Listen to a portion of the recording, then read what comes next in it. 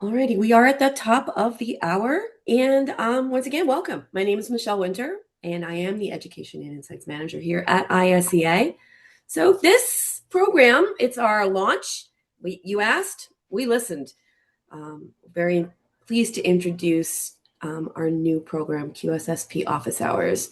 It's one of our ways to hopefully start to stay connected to our QSSP community. Today, I'm sure you see some familiar faces on the screen. We are joined by your instructors and our instructors, Bobbi Samples. That's her, and Bill Simkins. That's him. And they're going to be leading the conversation today, answering your questions throughout the session. About the session, it's a very relaxed, casual atmosphere. It's an open space for you all to ask any questions, to share any experiences or challenges that you may have experienced since taking QSSP, or you just need some advice on something. That's what this is all about. It's about building our community up a little bit. Excuse me. Before we do actually jump in, I do have to do some housekeeping. The first thing is I need to talk about an antitrust reminder. So before each event, we remind everybody that basically the quick and the dirty is don't talk prices, don't say bad things about competitors, suppliers, customers, anything like that. If you ever have any questions about antitrust concern, never hesitate to either reach out to myself or any ISEA member, staff member. And we take it pretty seriously. We take it very seriously, actually. And we're happy to talk about whatever questions you may have. Few technical housekeeping notes. All participants are kept muted. If you need to ask a question, just raise your hand and I will unmute you. Thank you to everyone who has submitted questions previously. So we will have a lot to talk about today. And you are also welcome and encouraged to put questions either in the Q&A feature on the bottom of your Zoom toolbar or on the in the chat function. And I'll be monitoring both throughout the session. We will be recording this, and the recording will be made available to everybody who is on the call. So enough about me talking. I am now thrilled to welcome both Bobbi Samples and Bill Simkins, our QSSP instructors. And thank you so much for both of you for being here. Shall we get started? Looking forward to this. Ready when you guys are. All righty. So our first question is, these were taken from folks who registered with us. So these are your questions. And feel free, again, to input any questions or thoughts that come up in the chat or in the question box. First question, and it's a big one. What are OSHA's key 2026 initiatives? All right. I'll start with that. It's actually unusual to have not this many initiatives, but some surprisingly new things and new strategies from OSHA for 2026. I would say one of the biggest ones is inspections are going to be more data driven. OSHA received a less budget for the upcoming year than they have in previous years, but don't let that think that their enforcement is going to lax. They are become more targeted on their enforcement of standards and hazards and things like that in the workplace. You know, that little 300 log or summary that was due on Monday that you had to electronically submit to OSHA? Well, they've been doing that now for several years. And so we've got all this data about injuries and illnesses in the work environment, and they're using that to do more targeted inspections. Doing very, very few, if any, and probably none in the future, just random, your number came up. They're looking at your incident rate, comparing it to your industry. They're looking at their emphasis programs on amputations, on heat, couple other things. So heat's going to be a big one. Bill has a lot of information on that if you want to talk about that in a minute. Okay, but heat is still on the docket, so to speak, for this year for OSHA to look at. Also, hazard communication. The hazard communication standard has some deadlines this year. One was in January, one's coming up in July. We're complying with quote revision 7 of the globally harmonized system for classifications of injuries, illnesses, things like that. In 2026, they did away with the Susan Hayward grant program. which was people submitting ideas for training and being awarded a grant, and that's no longer going to be a part of it. Don't get lax on your record keeping. That's going to still be huge because now they're looking at that data specific stuff. So they're going to be more in tune with the record keeping and your OSHA log and how you're doing that. Falls is always up front, okay? Particularly if you have construction industry or customers, that's going to be huge, always huge. And the training component of that, okay, first time in it's in ever, just a couple years ago, manufacturing had to training. We got a new standard. Manufacturing had training requirements for people exposed to falls. What else? Oh, along with the inspections and penalties. Penalties were raised in July of 2025, and those are going to carry through 2026. Not all states have to adopt those new penalties, but there is a new maximum. It's like 16,500 and something for serious, non-serious, and 160,000 for willful and repeat. But here's the good news, okay? New benefits for small employers, greater reductions in fines. Okay, so that's good. And less fines, less amounts of fines for good faith. Okay, you can get up to over 30% off your fine for good programs, good training, those kind of things. And yeah, so that's a really big thing. So that's kind of a nutshell there, but I'm happy to talk more about that. If anybody has any questions, we can get in depth into an industry type. Warehousing is still on OSHA's radar as well. Okay. Yeah, yeah. Big time. Mm-hmm. And I was just going to amen you. I can't really add very much, if anything, to that. But interestingly, as Bobbi started out talking about the data that is being purviewed and recognized, and somebody did ask a question about AI. I know Bobbi is going to talk specifically about AI as a question, but interestingly enough, OSHA is in fact using elements and aspects of AI to in fact review the data and to make some decisions in terms of where they're going and how, and that's kind of why she shared and how she shared it. But yeah, the high risk industries, amen. Those are very much still on the radar. And as she mentioned, I'll be glad to, if somebody wants to put it in the chat or Q&A, elaborate a little bit more on heat injury illness prevention and what's going on both inside and outside of OSHA in that particular area. Okay. Anyone have any comments or questions about what Bill and Bobbi have just talked about? If not, I do have another OSHA question that I can actually kind of throw into the mix if you guys are ready. Does OSHA have a position on flammable liquid cabinets and whether their doors are manual or self-closing? Well, speaking of heat and OSHA. Yeah, OSHA is fairly I won't say quiet. A lot of the attorneys speak. They talk about quiet. The law is quiet on this or that and the other. It turns out the regulation does not stipulate as such.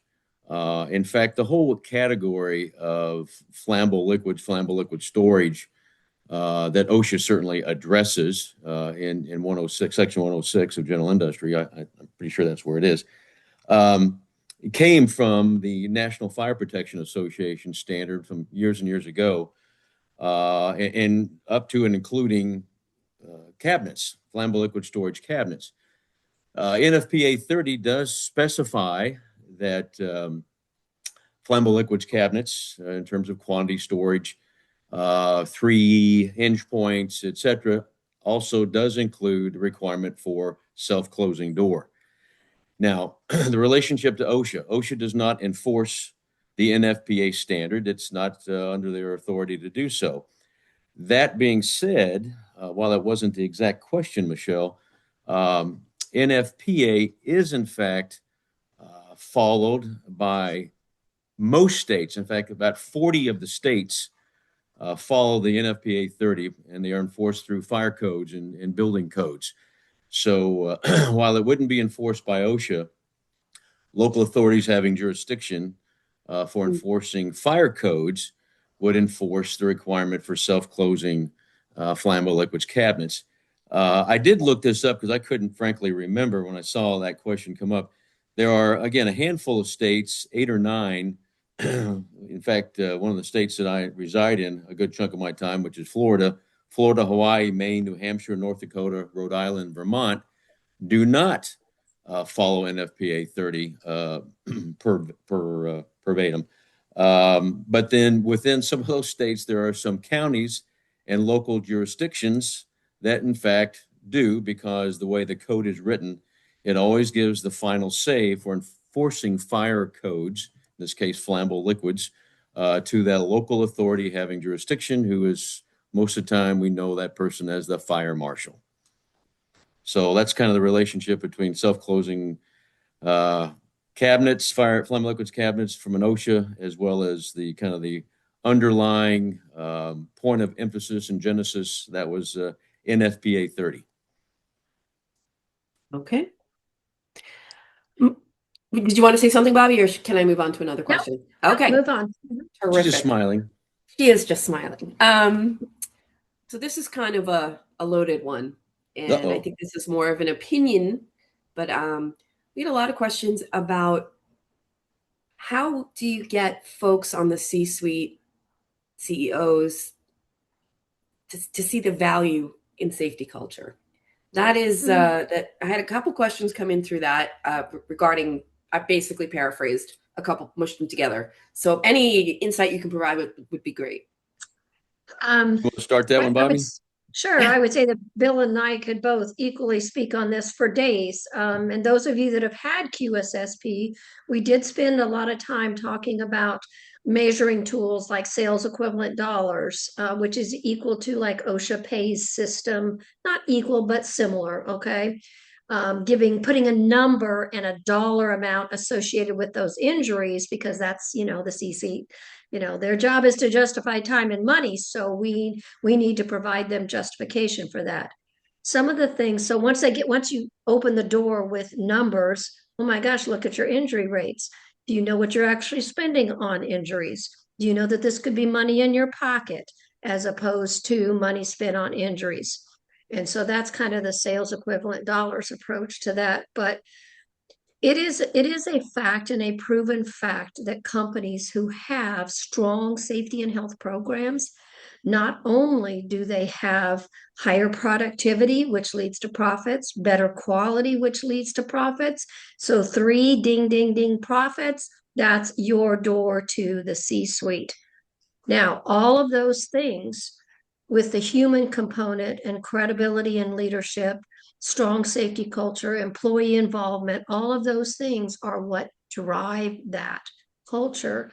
And that's what the C-suite people need to know. So I'll let Bill talk for a minute on that.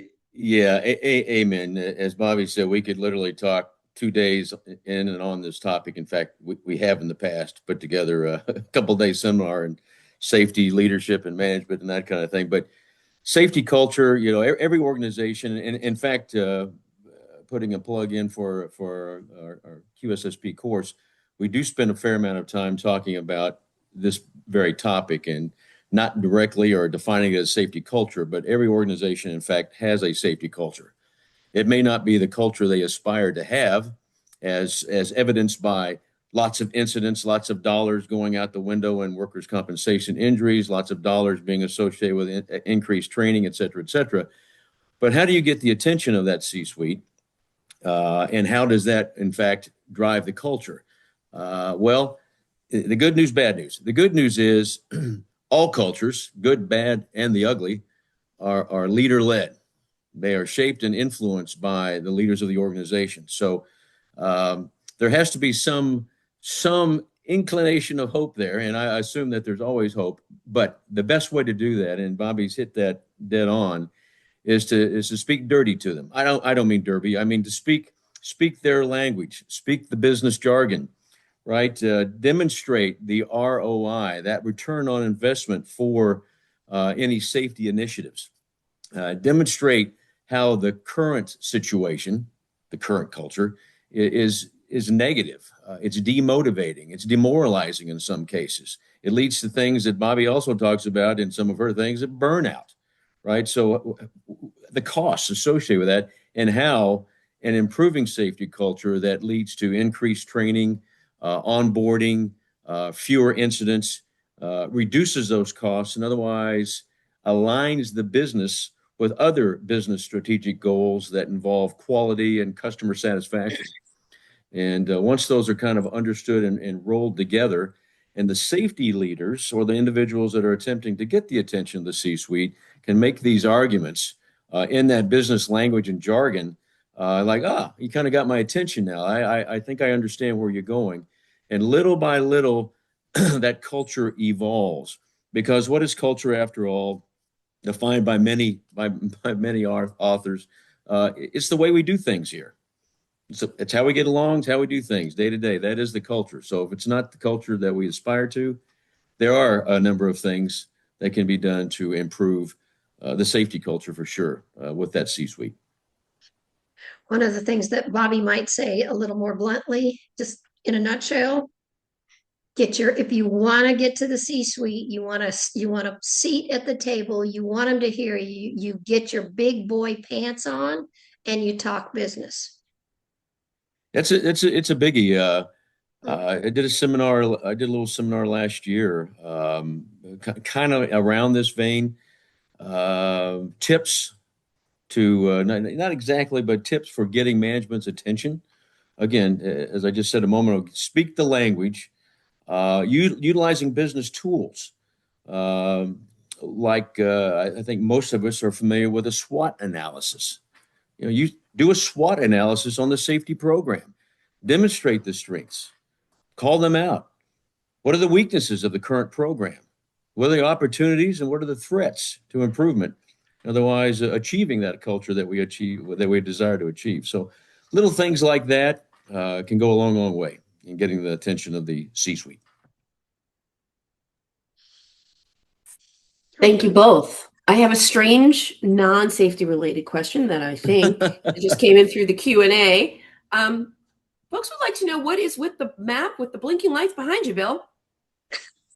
Oh, that I know. Those of you that know me, I'm a pilot. This is called a METARS map. It's live. It's showing in a very select area, although it's a pretty broad area. It goes up to north and down, not quite all the way to Florida, but these are airfields across the country from the western side out to western Missouri to the East Coast.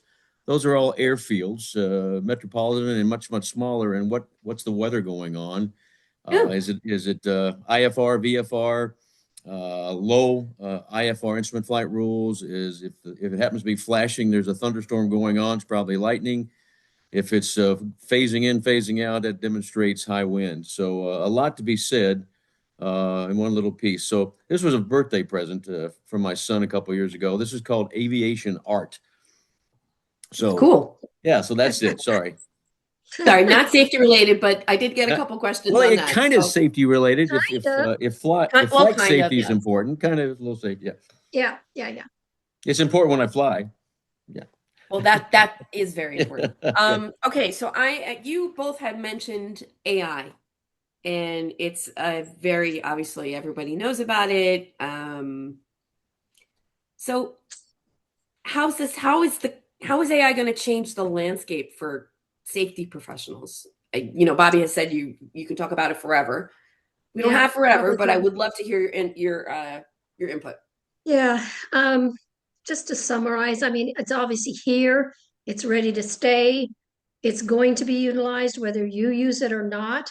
There are tools out there that can help the safety professional, the safety salesperson, all of those things, or resources the safety salesperson can give to the safety professional, but it can do huge analyzation things, okay? Analyzing injury trends. You can get specific, analyzing the hazards that you find, analyzing your ergonomic breakdown on things. It could draft JSAs for your approval.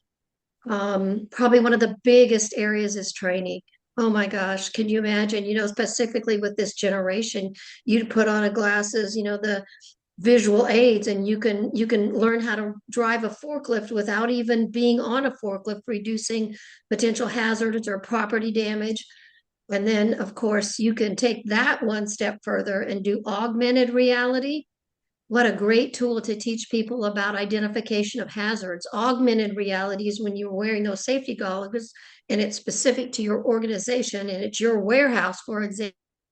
And it can, you as the administrator of that program can drop in a hazard, put in a hazard there, have a pedestrian walk by, have a car come in, construction, seeing what that all is. So that is huge. So analyzation is big, training is big, and then drafts. Now, some precautionary things. AI is not perfect. Okay. AI is man generated, actually. Okay. And it's learning from man. So it is only knows what man tells us. And it doesn't always know everything. And it doesn't know your specifics and your specific company. So use it for right now what it is, but then check it. Don't assume it's done the project for you, but it can generate. A great tool would be take your videotape, your onboarding training, and then have AI take from that onboarding training toolbox talks or little micro learning sessions to remind people about what you said. You fed it the information you want it to know, and it can put it back out in a format. So it can generate quizzes from material that you present or you give it, or a PowerPoint that you upload. Okay, near miss data, huge tracking of training, certifications, when they're due, all of that. What it cannot do, okay, this is important. Okay, what it cannot do, it cannot make ethical judgments, and safety has a lot of those. It cannot establish leadership credibility. It cannot create cultural influences within your organization, and it cannot do on the ground situational awareness or emotional intelligence during an incident response. Remember, safety is relational. AI is analytical. So if you divide it into those two things, it's not going to do away with the safety professional, because we deal with people. Okay. And we know that the people aspect is never going to go away. But oh my gosh, can it cut the time down that the safety professional has to do so they can spend more time with people?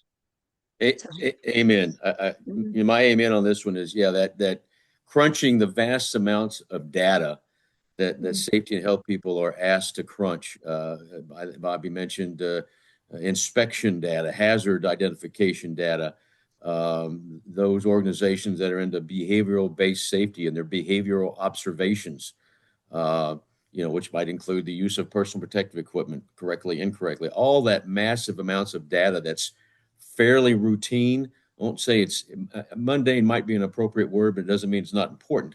That otherwise take a lot of time from a safety and health person's day. It's a great tool. It is absolutely a great tool. But as Bobbi said, the watch out is there's a process for AI which takes the data that's human generated. It looks at that. It looks at patterns. It looks at trends, and then based on those patterns, trends, it can make recommendations. But there's actually an aspect in the AI model that's called model training.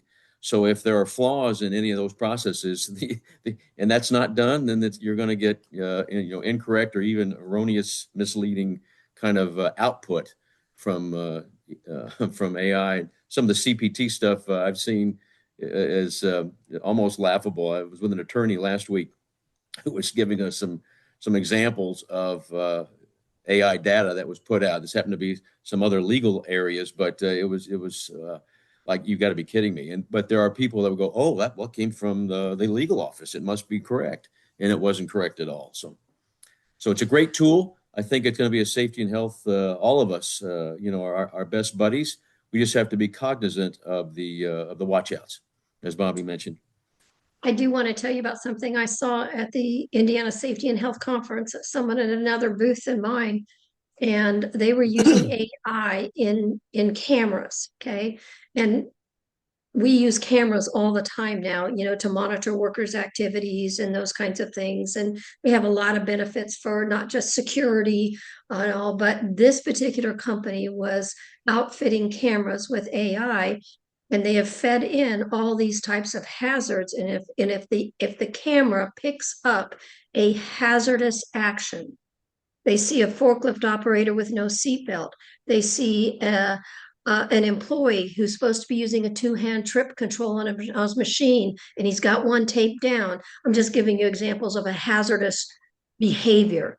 Then it automatically starts recording and sends an alert to the supervisor. Oh my gosh. And can you imagine how that could then filter through for accident investigation? We now have recordings of actions that led up to an incident to analyze and determine what happened. So it was just really cool. Any other examples you can share with us about how AI may, excuse me, make a kind of take a human job now that might be able to Well, be, well, for example, in prep for today, and I knew one of the questions was going to be AI, so I asked my AI, Kairos, to give me a summary of how can AI help a safety professional. There you go. I'm just, and you don't take it word for word. I go, okay, leave that. Tell me a little bit more about this, and then I go check on it. Okay, that's how you use that. But oh my gosh, it sends your brain in so many different directions that you hadn't thought about. Opens the field. Okay, but definitely, guys, definitely in training. So I just think, and I appreciate you stressing the fact that it does make mistakes. It is not human, and you still do need that human touch. yeah, And yeah. it because it's a machine. So always keep that in mind, folks, when and if you do decide to use AI in Well, your and Michelle, even think about the example I gave of the expo, the camera. How is the employee going to feel right. about knowing that all of his actions are being recorded and sent to the supervisor in potential real time? That's a culture shift within an organization. So I'm not saying jump on that. I'm saying that's a capability, but that would take a lot of cultural acceptance becoming a norm for that facility before it's just implemented. Yeah. Well, I'm actually going to shift gears a little bit. Okay. I know I'm going to kind of head back a little bit towards more traditional topics. Fall protection. Let's talk about it. It is now it just, as you said, it keeps coming up, keeps popping up. Yeah. No pun intended. I have a couple questions here about like what is proper fall protection for man lifts, restraints, lanyards, anything that you can share with us about the topic, because there were a couple Okay. questions about fall protection. Like you said, it just keeps coming up. Yeah, this is a subject both Bill and I are well versed in. But I first want to specifically, since someone asked that question and we're not talking in generalities, we still need to define a man lift. Okay. Is it lifting a person in a basket in a forklift? Is it an aerial lift that has a man in the basket? Or is it a scissor lift that has a man in the basket? Okay. So if they can put that in chat and they're there, that's great. And I'll get real specific, but I'll keep talking generalities on that until we do. That aerial lift has a very specific standard in both general industry and construction.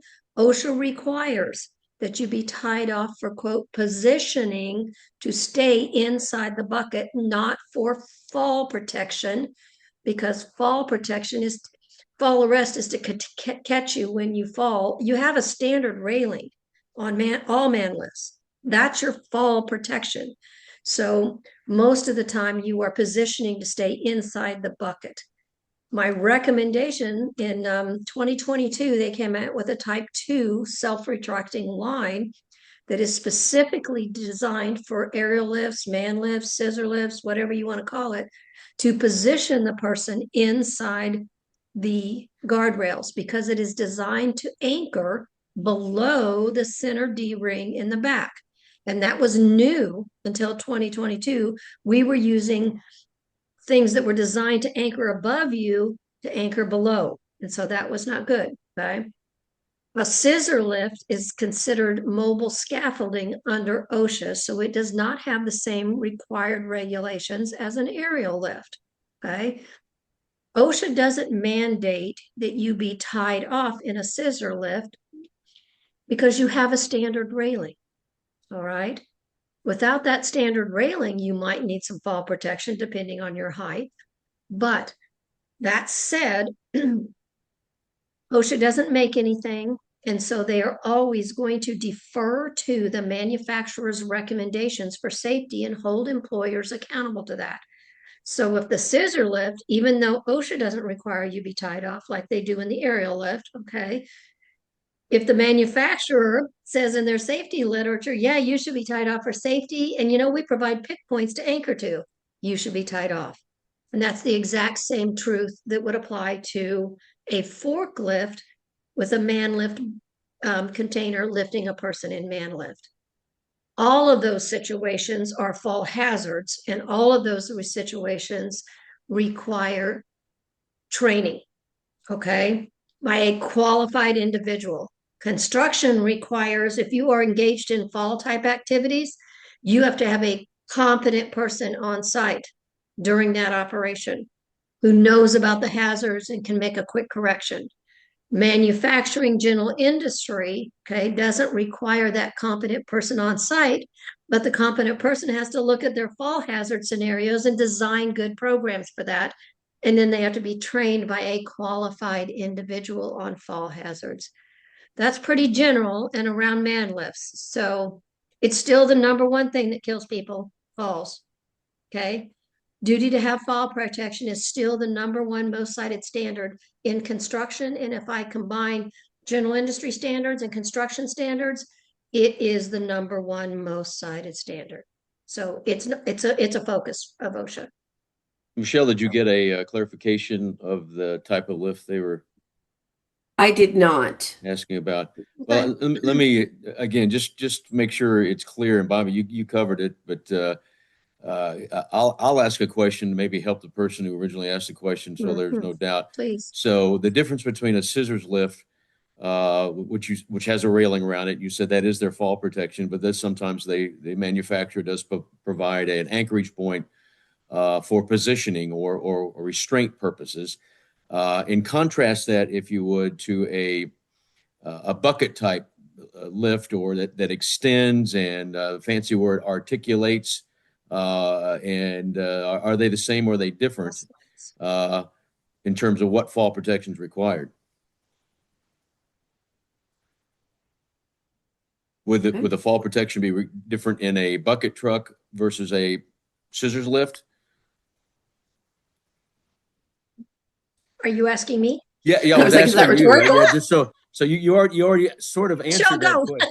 You already answered that question. You already answered the question. So it's positioning. So I just want to make sure so it's very crystal clear that there's a difference between the two, but we're keeping the person inside the device, so that they are not ejected. So they don't have an opportunity to fall out and free fall.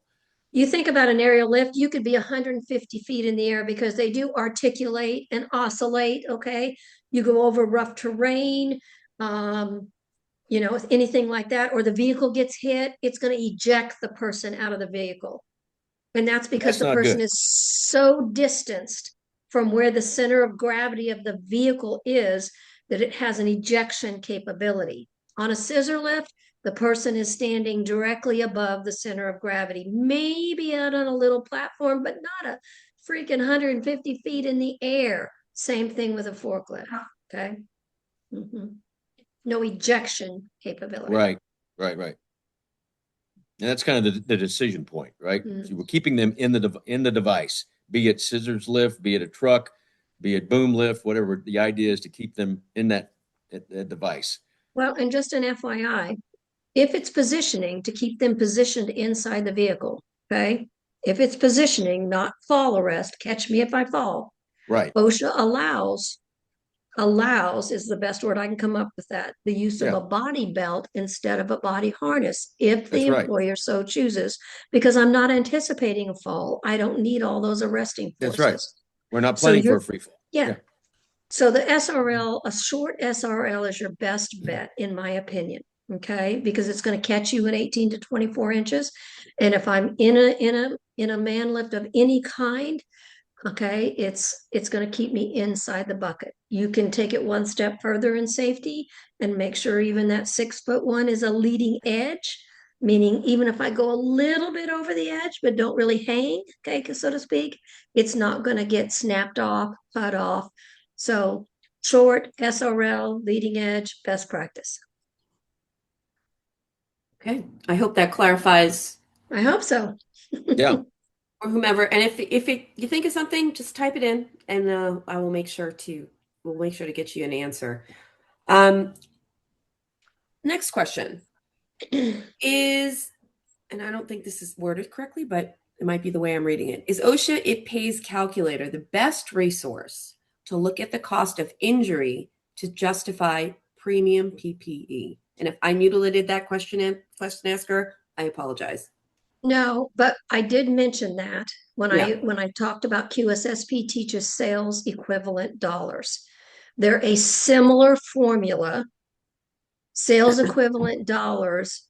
Hopefully, if you have all the information, can use accurate, specific information to a specific company based on their direct and indirect costs of injuries and their profit margin.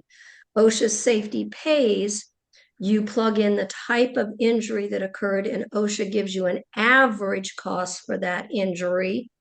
And if you don't know a a profit margin, targeted return on investment, targeted profit margin, then it automatically figures. So it's a little more general, but the end result is providing dollars spent on injuries and illnesses relative to how much the company is targeting to make, because it can actually, the sales equivalent dollars can actually tell a company how much more sales based on their targeted profit margin they're going to have to generate to offset the cost of their injuries. Yep. And that's Those, why we yeah. teach that in QSSP. Yeah, I was going to say, for those who haven't, Bobbi covers this in QSSP course, but as far as the thing on the website, as Bobbi said, the best way to do it is to attempt to get the actual workers' compensation data from that employer, or at the very least from that type or industry sector or segment for a particular type of industry. The data on the OSHA webpage comes from the National Compensation Council for Compensation Insurance, and it's got a few extra old gray hairs and teeth in it. I think it's probably as recent as 2018 or 2019, maybe Yeah, even not something like super that. current. It's as Bobbi said, it's an average of injury types as gathered from that particular group. Um, and as far as the direct and indirect costs, that came from a study from Stanford University a number of years ago. And probably the biggest comment on that is the ratio of what they call indirect costs, the things that are uninsured, are the highest for the lowest dollar severity cases, up to 4 times from their study for those cases of less than $3,000. Once you get to types of injuries that are way more than that, say $15,000, $20,000, then the cost relationship is very small. It's usually only 10, 20% more than the direct cost for those indirect costs for those types. But it's a great tool. Yes. We sort of contemporize that in QSSP, in term we call the value proposition. I think that's what you call it, Bobbi. It is. Forgive me, but kind of talk about that, the sales equivalent dollars, and as you said, but it's a good page, but just recognize the data is a little aged. So if you can use the process and plug in the dollars that you would otherwise be able to get more up to date, and you can actually change the profit margin. You have to kind of know what the profit margin of the organization is. I think they have a default profit margin of 3 or 4%, I believe it is. But Yeah, I anyway, think, it's a decent tool. It's a good tool, and for getting started, there are a lot of site and safety and health people who just aren't that familiar with this approach. And again, that's more back to the business side of safety.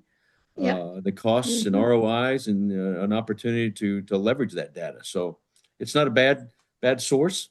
And come to QSSP and we'll talk more about it. I want to say that here's what I would in a nutshell say. The sales equivalent dollars still has one subjective number in there, and that's the indirect costs. Okay. We are summarizing the indirect costs of the injury based on the Stanford study. Okay. But we know the direct costs based on the workers' comp. That's what that, okay, versus the OSHA pays has two subjective numbers.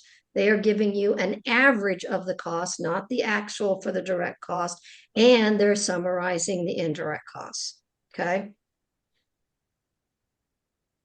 Okay. We have 4 minutes left.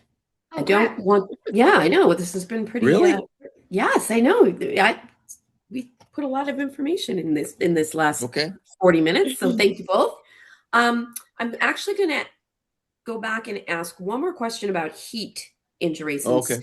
y'all did mention that that is also another big one this year.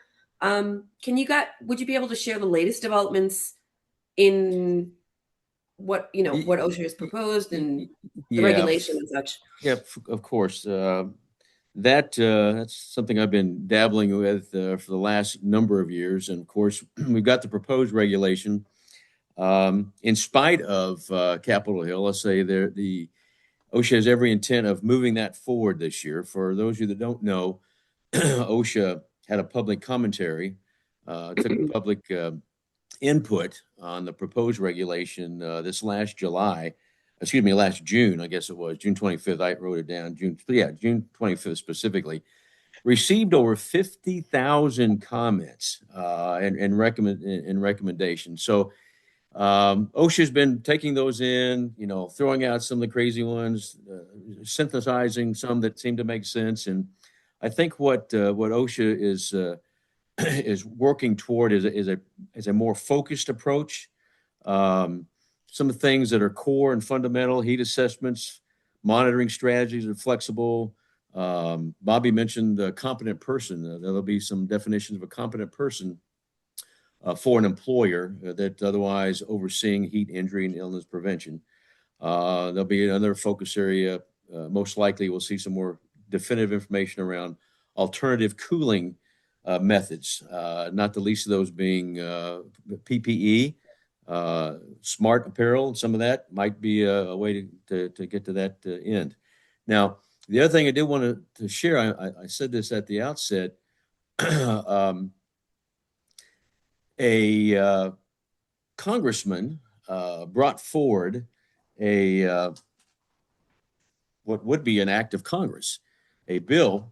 He brought it to Capitol Hill, and it's called the Heat Injury Prevention Act.